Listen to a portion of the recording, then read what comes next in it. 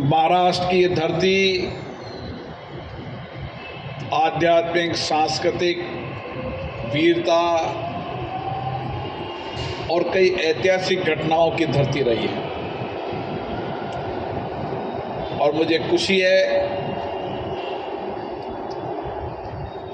कि आज भारत में महाराष्ट्र, बम्बई का नाम पूरी दुनिया के अंदर आध्यात्मिक, सांस्कृतिक, वीरता, शूरवीर और विशेष रूप से देश के उद्योग, व्यापार, सर्विस सेक्टर के क्षेत्र में एक विशेष रूप से है। मैं आज विशेष रूप से उत्तर बम्बई के अंदर धामानी फाउंडेशन के द्वारा एक ऐसा पुनीत कार्य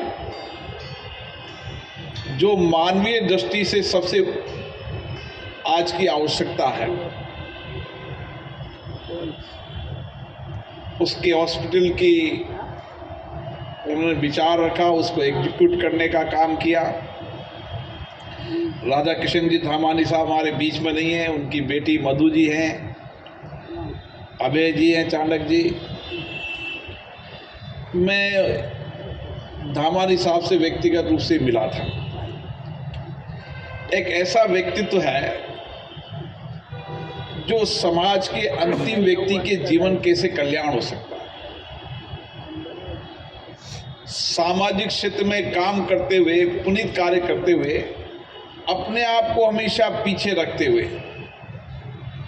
कभी उन्होंने इतने काम सामाजिक सेवा के किए हैं, अभी पीयूष जी ने तो बहुत छोटे काम बताए हैं, इतने काम देश में किए हैं जहाँ जहाँ भी उन्होंने अभाव देखे, अभाव, वंचित, गरीब व्यक्तियों के जीवन कल्याण के लिए पूरा परिवार लगा रहता है।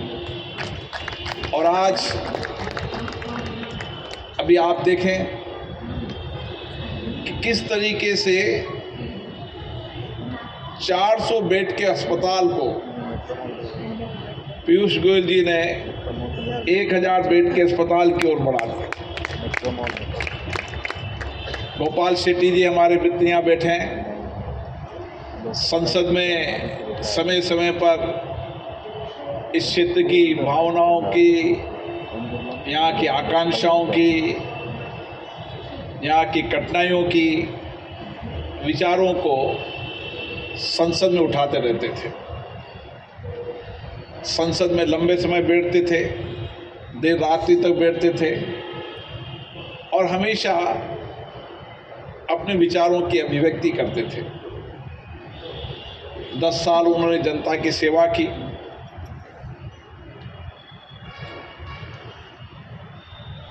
पीयूष गोयल जी आपके बीच में आए हैं। पीयूष गोयल जी के आप विचार सुन रहे थे। एक अस्पताल की कितनी डिटेल उनके पास थी, शायद किसी राजनीतिक नेता के पास इतना अनुभव नहीं होगा कि हॉस्पिटल के बारे में एक डिटेल कौन सा एक चीज। मेरे नजदीक मित्र हैं, नरेंद्र मोदी जी के नेतृत्व में इन्होंने कई विभाग देखे हैं, पार्टी संगठन में काम भी किए हैं। इनका पूरा परिवार, पिताजी, माताजी, सबने लंबे समय तक इस पार्टी की सेवा करने का काम किया। जब जनसंघ का जमाना हुआ करता था, तब भी आदरणीय स्वर्गीय वेद प्रकाश जी गोयल साहब, उनकी पत्नी, पूरा परिवार राष्ट्रीय स्वयं संघ से लेकर सबके लिए समर्पित था। पीयूष जी राजनीति में नए नहीं हैं। आप देखिए, हर विभाग को, जो विभाग उन्होंने संभाला, हर विभाग में एक व्यापक परिवर्तन किया, नया परिवर्तन किया। मैंने कई मंत्रीगण देखे। मैं पीयूष जी से हमेशा एक ही बात कहता था, 24 घंटे अपने विभाग के माध्यम से देश में क्या बेहतर किया जा सकता है। दुनिया के जितने भी एफटीओ किए गए भारत और दुनिया के देशों से, आज तक इतने एफटीओ कभी नहीं हुए जिससे आने वाले समय भारत कहाँ ग्रोथ करेगा। नरेंद्र मोदी जी के माननीय प्रधानमंत्री के मार्गदर्शन में हमेशा हमेशा एक एक विभाग की बारीकी को समझना, उसको कैसे आगे ले जाना, देश के आर्थिक सामाजिक जीवन में कैसे परिवर्तन ला सकते हैं। और जो इनका विभाग था, आप देखें 80 करोड़ लोगों को प्रधानमंत्री जी के नेतृत्व में ठीक से फ्री में अन्न पहुंचे, उसकी सारी व्यवस्था करने का काम मोदी जी के नेतृत्व में पीयूष गोयल जी करते हैं।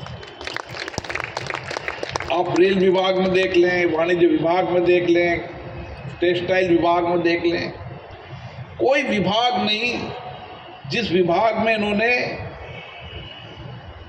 प्रगति और नई चैलेंजेज को स्वीकार करते हुए आगे करने का काम किया। मैं दावे के साथ कह सकता हूं, आपको ऐसा उम्मीदवार मिला है जो व्यक्तिगत जीवन में भी, सामाजिक जीवन में भी ईमानदारी के साथ, शुचिता के साथ, लेकिन उसके साथ साथ आप एक छोटा सा देख लीजिए, अभी तो चुनाव की प्रक्रिया चल रही है। जैसे इनको पता चला कि उत्तर बंबई के अंदर हॉस्पिटल और मेडिकल सुविधाओं की कमी है, आपने काम करना शुरू कर दिया। दामानी साहब से 400 से 1000 बेड, और आपने एक एक बात की क्या क्या क्या यूनिट होना चाहिए। आपको हमको सामान्य रूप से इतनी डिटेल परिचय नहीं होगी। डॉक्टर अग्रवाल साहब हमारे कोटा से हैं, हमारे परिवार के हैं, यहाँ बहुत सामाजिक सेवा काम करते हैं। वो समझ गए होंगे कि कितना इनका मेडिकल में अनुभव है। शायद हम सामान्य व्यक्ति, डॉक्टर भी नहीं समझता कि कौन कौन सी यूनिट कहाँ कहाँ होनी चाहिए। आप एक छोटे से विचार से राजनीतिक व्यक्ति का व्यक्तित्व पता चलता है कि राजनीतिक व्यक्तित्व कितना दूरदृष्टि रखता है, कितना विचार रखता है। इन्होंने इस क्षेत्र के अंदर जो जो चीजें कमी देखी, उनको अभाव को कैसे दूर किया जा सकता है। मछुआरों के यहाँ पर हॉस्पिटल नहीं है तो उनके हॉस्पिटल, जितनी भी कमी है, और देश और दुनिया में संपर्कों का लाभ इस सारे क्षेत्र को मिले, उसके लिए उनकी दिमाग की अगर योजनाएं आप समझने लग जाओ तो घंटे लग जाओ, आपको घंटे। आप राज्यसभा में सदन के नेता रहे, जब राज्यसभा में सदन के नेता थे तो भी सरकार की योजनाएं और योजनाओं के साथ विजन, आप विलक्षण नेतृत्व की क्षमता देखो। आप मेरे तो बहुत नजदीक मित्र, में तो कई बार इनसे कहता था कि इतना काम मत करो। आप सुबह 8 बजे से 2 बजे तक लगातार काम ही काम ही। मैंने कहा पीयूष जी थोड़ा बहुत आराम भी किया करो कभी। और 12-1 बज जाएंगे, मंदिर भी जाएंगे। मतलब कोई समय नहीं जब रोज पूजा नहीं करें, मंदिर नहीं जाए। हमेशा मुझे एक दिन 12:30 बजे कहा कि मुझे मंदिर जाना है। मैंने कहा 12:30, मैंने कहा अभी तो मंदिर जाऊंगा, फिर घर पे जाके फिर 2 बजे सोऊंगा, फिर 7 बजे ये कार्यक्रम है। जो व्यक्ति सरकार में रहते हुए इतना काम करता हो, वो जनप्रतिनिधि कैसा होगा। आज भी हर क्षण एमपी बनने नहीं, चुनाव लड़ते समय कोई व्यक्ति इतनी चिंता नहीं करता। चुनाव के पहले उन्होंने सारा उत्तर बंबई का खाका तैयार कर लिया, पूरे उत्तर बंबई का। और उत्तर बंबई के अंदर क्या होना चाहिए, इनके दिमाग में पूरी योजना बन गई, पूरी उत्तर बंबई में। और आप, मैं दावे के साथ कह सकता हूं, ये उत्तर बंबई के ऐसे मेंबर ऑफ पार्लियामेंट होंगे, ऐसे सरकार के ओहदेदार होंगे कि आप उत्तर बंबई की दिशा और दशा को परिवर्तन कर दें। जो अभाव देखेंगे, वंचित गरीब व्यक्ति देखेंगे, उनको कैसे पूरा किया जा सकता है। सरकार के माध्यम से, जन सहयोग के माध्यम से, और हर व्यक्ति की चिंता करना। जब ये जनप्रतिनिधि बने तो इन्होंने चुनाव लड़ने की विचार पार्टी के नेतृत्व ने आदेश दिया कि चुनाव लड़ना है। तो उन्होंने गोपाल शेट्टी जी से बात की। गोपाल शेट्टी ने कहा पार्टी का आदेश है, भाई पार्टी ने आदेश दिया चुनाव लड़ना है तो लड़ने आए चुनाव, नहीं तो राज्यसभा में 6-5 लंबे समय तक राज्यसभा में थे। तो मैंने उस समय कहा था कि आप ऐसे जनसेवक होंगे जो इस इलाके के अंदर मॉडल बनेंगे, नहीं पूरे देश के अंदर मॉडल काम कैसे किया जा सकता है। जब सरकार में आप काम करने के लिए इतनी मेहनत कड़ी मेहनत करते हैं, नहीं तो मैं देखता हूँ केंद्रीय सत्ता मंच पे, लेकिन पार्लियामेंट भी संभालेंगे, विभाग भी संभालेंगे, फिर सब मैनेजमेंट भी करेंगे, सारी पार्टी वालों से ही बात करेंगे, पूरा टाइम लगे रहेंगे। और आज इस उत्तर बंबई का सौभाग्य है कि उनको पीयूष गोयल जी जैसा प्रत्याशी मिला। आप ये मानकर चलना कि वह हर व्यक्ति का डेटाबेस से हर व्यक्ति से संपर्क करना, हर व्यक्ति की चिंता करना, और सबसे बड़ी बात उत्तर बंबई नहीं, देश और दुनिया में कहीं भी काम पड़ जाएगा तो पीयूष गोयल जी के लिए वो असंभव काम हो ही नहीं सकता। दुनिया के अंदर भी कई देशों में कोई का काम पड़ जाएगा, कभी कोई संकट आ जाएगा, आपत्ति आ जाएगी तो कुछ नहीं। आप कोरोना के संकट के समय देखो, ऑक्सीजन के मैनेजमेंट के लिए 22 18 घंटे काम करना, क्योंकि वहां तो रात अलग होती थी, रात को 2 बजे 3 बजे 4 बजे तक जगना। और ऑक्सीजन का मैनेजमेंट किस तरीके से किया कि आज लाखों लोगों की जिंदगी बची नरेंद्र मोदी जी के नेतृत्व में। और मैं बहुत ज्यादा नहीं कहना चाहता, लेकिन एक विश्वास भरोसे के साथ कह सकता हूं, एक ऐसे जनप्रतिनिधि होंगे जो सच्चे जनसेवक होंगे, जो हर व्यक्ति की चिंता करेंगे। अब आप देखो कि अभी बनानी चाणक्य जी के पीछे पड़ गई, 1000 बेड का अस्पताल बनाना चाहिए, एक को कहा यहाँ हॉस्पिटल बनाना चाहिए, एक को कहा यहाँ बच्चों का ट्रेनिंग कैंप होना चाहिए, यहाँ कितनी योजना इनके दिमाग में है। कभी आप सुनेंगे तो आपको लगेगा कि कितना बड़ा प्लान है कि उत्तर बंबई के हर व्यक्ति से इनका सीधा कनेक्ट हो जाएगा, हर व्यक्ति से, और हर व्यक्ति के समाधान, अंतिम समाधान करने का एक लंबा अनुभव का लाभ इस क्षेत्र को मिलेगा। उत्तर बंबई का सौभाग्य है कि हमें ऐसे विजय नेतृत्व मिले। हम सब नरेंद्र मोदी जी के नेतृत्व में चुनाव लड़ रहे हैं। देश में नरेंद्र मोदी जी जैसे प्रधानमंत्री हो नहीं सकते, जिन्होंने भारत को बदलने का काम नहीं किया। दुनिया के अंदर 10 साल के अंदर मोदी जी के नेतृत्व के अंदर मैं कह सकता हूं कि इतनी जल्दी आप G20 के एजेंडे को सुनेंगे, G20 के बाद के दुनिया के अंदर मैं जब जाता था कई देशों के अंदर, तो एज ए स्पीकर जाता था, वहां के क्या कहते थे, उन्होंने कहा साहब प्रधानमंत्री हो तो भारत का नरेंद्र मोदी जैसा। और दुनिया के सबसे लोकप्रिय नेता हमारे प्रधानमंत्री से ज्यादा गर्व की बात नहीं हो सकती। ये बंबई का बम ब्लास्ट है।